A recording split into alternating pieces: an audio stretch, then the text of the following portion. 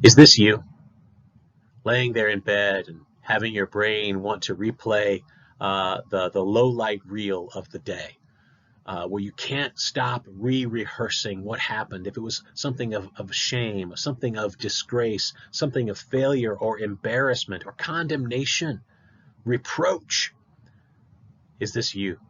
It has been me. And it isn't just limited to this day.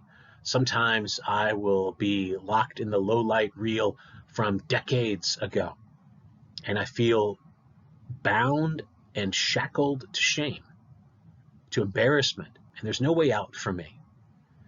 The good news to you and to me, if you ever struggled with this, the good news is God breaks that cycle of shame, not by just atoning for our sins, not just covering over our faults, but in himself.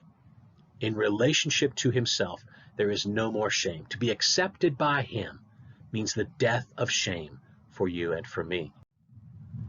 We've been looking at the book of Isaiah, and the last few devotions we've taken from Isaiah 52 and 53, the great suffering servant song, where Isaiah is given a vision of the work of Messiah, the work of Jesus, how he will make atonement for his people, how he will suffer for them in their place. He will be struck by God, but the punishment that brings us peace will be upon him, and by his wounds we will be healed.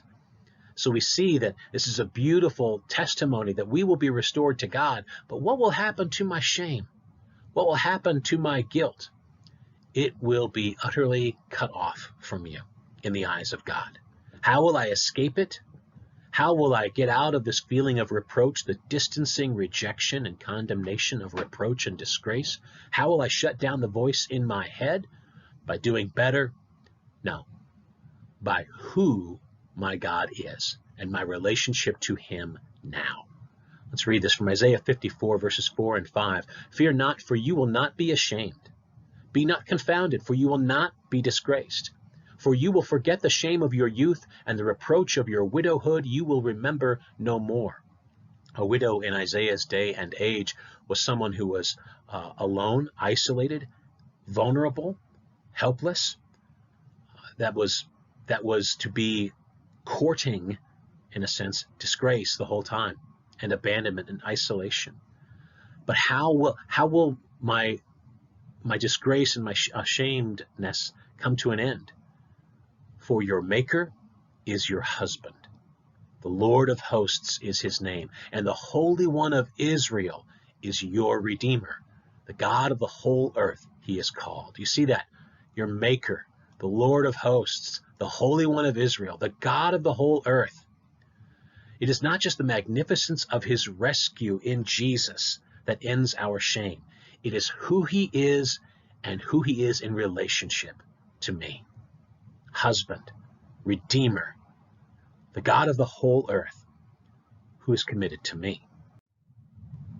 So the answer to our shame and the answer to those struggles, the answer to the midnight low light reels, is not just that we are saved, but by whom? By whom we have been saved.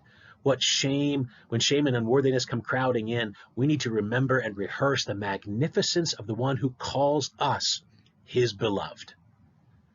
The answer is not just doing better or figuring out what your answer should have been, your comeback should have been. The answer is, who is the one who's rescued me? How beautiful and amazing is he? He has called me his own. I am not isolated and alone like a widow in Isaiah's day. I am beloved. I have the husband and lover of my soul in Jesus, and his magnificence takes away my shame. Go in his grace and his peace, his joy. Go in relationship to him today, and bless you.